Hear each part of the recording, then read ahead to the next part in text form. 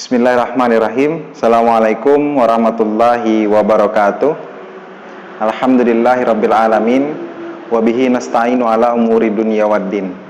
Puji syukur kehadirat Allah Subhanahu wa taala, pada kesempatan yang berbahagia ini kita terus diberikan nikmat Islam, nikmat iman oleh Allah Subhanahu wa taala. Salawat teriring salam semoga selalu tercurahkan kepada junjungan kita Nabi Muhammad sallallahu alaihi wasallam.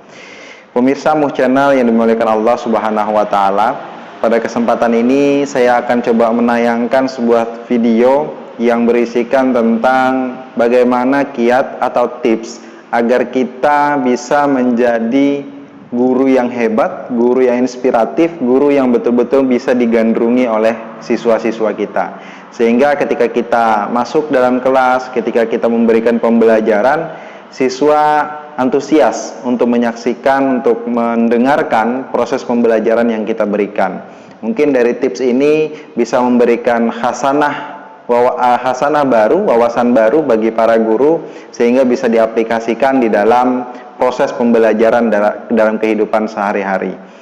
Video ini memang khusus saya dedikasikan untuk para guru di seluruh Indonesia, mengingat jasa guru, peran guru yang telah banyak memberikan kontribusi besar untuk bangsa ini. Sehingga walau bagaimanapun, guru tetap harus kita berikan wawasan-wawasan baru, khazanah baru, sehingga mampu mengupgrade kemampuan mereka dalam proses pembelajaran. Ini saja, jangan sampai kemana-mana, jangan tinggalkan tayangan ini. Kalau Anda merasa sebagai guru dan ingin menjadi guru yang hebat, terus tonton video yang selanjutnya.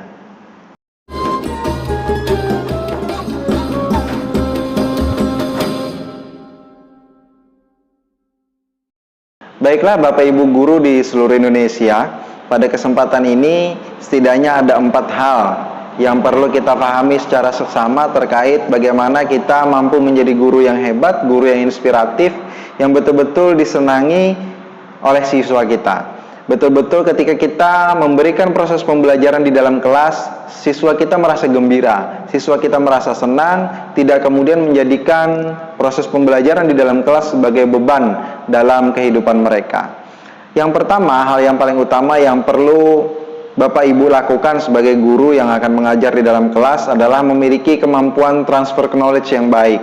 Bagaimana kemudian hal yang utama dalam proses pendidikan adalah penyampaian hal yang baru, penyampaian proses ajar yang baru kepada seluruh siswa, dengan harapan ketika transfer knowledge ini berhasil kita lakukan kepada siswa, kita mampu melihat adanya perubahan di dalam diri siswa dari pengetahuan yang mereka dapatkan. Dari pengetahuan inilah kemudian harapannya mereka mampu memiliki wawasan, mampu memiliki pemikiran baru yang itu akan memiliki imbas pada perilaku mereka. Dari pengetahuan itu diharapkan mampu adanya perubahan dalam diri mereka. Itu yang pertama. Kemudian yang kedua yang perlu Bapak Ibu miliki di dalam diri kita, kemudian di dalam diri setiap guru adalah keteladanan.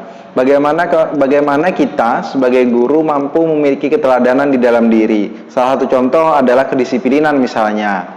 Terkait kedisiplinan ini adalah suatu hal yang sangat penting dalam dunia pendidikan. Mengingat kita sebagai guru akan terus dipantau, akan terus dilihat perilaku kita kesehariannya oleh para siswa kita. Salah satu contoh misalnya ketika waktu pembelajaran akan dimulai, bagaimana kita bisa datang atau hadir di sekolah lebih awal daripada proses pembelajaran dimulai. Ketika proses pembelajaran akan dimulai pada pukul 7.30, maka kita pada pukul 7 sudah harus berada di dalam sekolah atau di dalam kelas yang akan kita mengajar di pagi hari tersebut. Sehingga dengan keteladanan ini, dengan kedisiplinan yang ada di dalam diri Bapak Ibu sekalian, siswa kita akan malu ketika mereka melakukan suatu kesalahan, ketika mereka melakukan keterlambatan, ketika mereka melakukan ketidakdisiplinan dalam aktivitas keseharian mereka selama berada di sekolah. Ini harapannya dari keteladanan yang dimiliki oleh Bapak dan Ibu ini mampu dicontoh, mampu kemudian dilihat dan diaplikasikan oleh siswa kita dengan mereka mencontoh yang baik dari apa yang kita lakukan. Kemudian Bapak Ibu sekalian yang dimuliakan Allah Subhanahu wa taala, yang ketiga adalah yang juga tidak kalah penting bagi kita seorang guru dalam proses pembelajaran, yaitu bagaimana kita mampu mengelola kelas dengan baik. Menjadikan kelas ini dinamis, adanya proses interaksi antara kita sebagai guru dengan siswa kita. Jangan sampai proses pembelajaran kita di dalam kelas ini hanya monoton, satu arah, melulu kita saja yang berbicara. Tidak kita berikan kesempatan siswa-siswa kita untuk berbicara atau mungkin sekedar bertanya tentang materi pelajaran. Ini adalah merupakan suatu kondisi kelas yang menurut saya secara pribadi kurang bagus. Karena perlu adanya interaksi antara kita sebagai guru dan juga siswa-siswa kita. Karena walau bagaimanapun proses pendidikan itu harusnya kan dua arah, antara kita guru dan juga siswa kita. Kemudian di sisi lain dalam pengelolaan kelas ini, bagaimana kita terus menggali kemampuan public speaking kita, kemampuan kita berbicara di hadapan kelas. Karena walau bagaimanapun intonasi, kemudian cara berbicara kita di dalam kelas itu akan mempengaruhi proses pembelajaran. Kalau misalnya gurunya atau kita mengajar hanya dengan nada yang teratur saja, pelan saja, maka ini akan menimbulkan kebosanan bagi siswa. Di sisi lain, selain perlu adanya kemampuan public speaking, perlu juga ice breaking mungkin. Ice breaking ini salah satu hal yang mungkin ditunggu oleh anak-anak, karena jangan sampai kemudian anak-anak kita merasa bosan di dalam kelas tanpa adanya aktivitas-aktivitas yang justru membuat mereka bosan, sehingga ice breaking, kemudian hal-hal yang ini bisa mengembalikan konsentrasi proses pembelajaran mereka, itu bisa kita lakukan di dalam kelas. Berikutnya Bapak Ibu sekalian, yang keempat, yang terakhir, terkait bagaimana tips atau trik kita agar menjadi guru yang hebat, agar menjadi guru yang inspiratif adalah perbanyak perbendaharaan buku bacaan kita. Walau bagaimanapun kita sebagai guru, bukan berarti kita sudah mengetahui segala sesuatu tentang ilmu pengetahuan yang kita ajarkan kepada siswa. Oleh karena itu, terus perbanyak membaca, terus membaca buku-buku pembelajaran yang memang itu memiliki kaitan dengan materi ajar kita, sehingga ketika kita mengajar, ketika kita melakukan pembelajaran di dalam kelas, kita mampu memberikan informasi up to date, mampu memberikan informasi terkini kepada siswa terkait pembelajaran yang ada.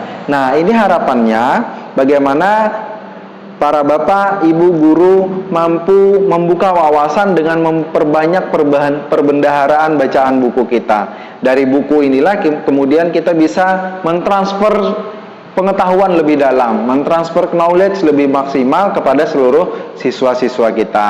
Ketika 4 poin ini memang betul-betul sudah kita aplikasikan dalam proses pembelajaran kita dalam keseharian, insya Allah kita akan menjadi guru yang betul-betul mampu merubah, entah itu merubah pengetahuan siswa kita dan juga merubah perilaku siswa kita. Karena fungsi utama daripada proses pendidikan ini tidak hanya kemudian kita mampu melakukan transfer knowledge kepada siswa kita, akan tetapi lebih utamanya adalah kita mampu merubah akhlak mereka, merubah perilaku mereka ke arah yang lebih baik lagi. Nah, dua konteks pendidikan ini jangan sampai terpisah, karena ini adalah merupakan dua bagian yang tidak bisa dipisahkan antara di dalam proses pendidikan di sekolah yang kita lakukan. Kemudian selain 4 poin yang telah saya sampaikan ini, setidaknya ada beberapa hal yang mungkin juga bisa kita ambil ibroh untuk diri kita. Karena walau bagaimanapun kita sebagai guru adalah seorang teladan yang dicontoh, yang digugu dan ditiru oleh seluruh siswa kita. Setidaknya ada 3 poin lain yang mungkin perlu kita refleksikan secara bersama-sama, yang ini akan justru juga akan menunjang bagaimana kita bisa menjadi guru yang inspiratif dan guru yang hebat. Yang pertama, jangan pernah tinggalkan sikap tawadhu di dalam diri. Tawadhu ini kerendahan diri, kerendahan hati kita. Jangan sampai kemudian kita merasa dengan wawasan yang kita miliki, dengan keilmuan yang kita miliki, dan status kita sebagai guru, kita merasa yang paling pintar. Kita merasa siswa kita tidak mengetahui apapun dan kita yang paling tahu. Nah, ketawaduan inilah yang kemudian perlu kita tanamkan agar mampu menjadi guru yang hebat di dalam diri kita. Yang kedua, aspek atau sikap yang kedua yang juga tidak kalah penting yang perlu kita tanamkan di dalam diri sebagai guru adalah wara. Bagaimana kita mampu menghadirkan kesahajaan di dalam diri kita. Bagaimana kita mampu menjauhkan diri kita dari hal-hal yang itu justru menjerumuskan kita kepada hal-hal yang berdosa. Nah, ketika kesahajaan ini mampu tertanam di dalam diri kita, maka perspektif anak ketika melihat kita itu akan berbeda. Barometer yang dilihat oleh siswa kita di dalam melihat seorang guru itu tidak hanya kemudian cara berpenampilan misalnya, tidak hanya sampai di situ, akan tetapi kesahajaan yang dimiliki oleh seorang guru juga merupakan poin penting dalam mereka mengukur, mereka menilai mana guru yang patut untuk dijadikan uswatun hasanah, mana guru yang kemudian kurang patut untuk dijadikan uswatun hasanah di dalam diri mereka sendiri. Aspek ketiga, sikap yang perlu ditanamkan di dalam diri kita adalah khosyah, rasa takut. Jangan sampai kemudian seiring berjalan waktu dengan wawasan, terus pengetahuan yang kita miliki, kita justru menjadi orang yang jumawa, orang yang sombong. Hilang rasa khosyah, rasa takut kepada Allah Subhanahu wa Ta'ala di dalam diri kita, sehingga ini justru akan merusak jati diri kita sebagai guru. Ini justru akan merusak mental kita sebagai guru, sehingga ini pun akan berimbas kepada siswa-siswa kita yang melihat sikap kita, yang memperhatikan perilaku kita, yang itu tidak menutup kemungkinan akan dijadikan contoh bagi diri mereka masing-masing. Nah, setidaknya Bapak Ibu guru yang dimuliakan Allah Subhanahu wa Ta'ala, inilah 4 poin yang insya Allah akan mengupgrade diri kita agar mampu menjadi guru yang hebat, yang insya Allah akan mampu membuka hasanah keilmuan kita agar mampu kita menjadi guru yang inspiratif. Dan 3 aspek tadi, sikap yang jangan pernah ditinggalkan, jangan pernah hilang dari diri kita, terus tanamkan. Yang pertama adalah ketawaduan, yang kedua adalah sifat wara, dan yang ketiga adalah sifat khasyah, rasa takut kepada Allah Subhanahu wa Ta'ala.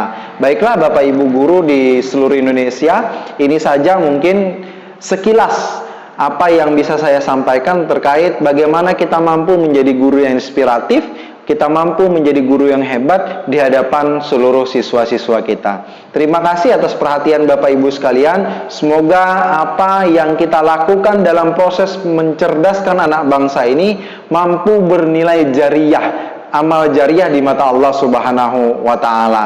Billahi fi sabilil haq fastabiqul khairat. Wassalamualaikum warahmatullahi wabarakatuh.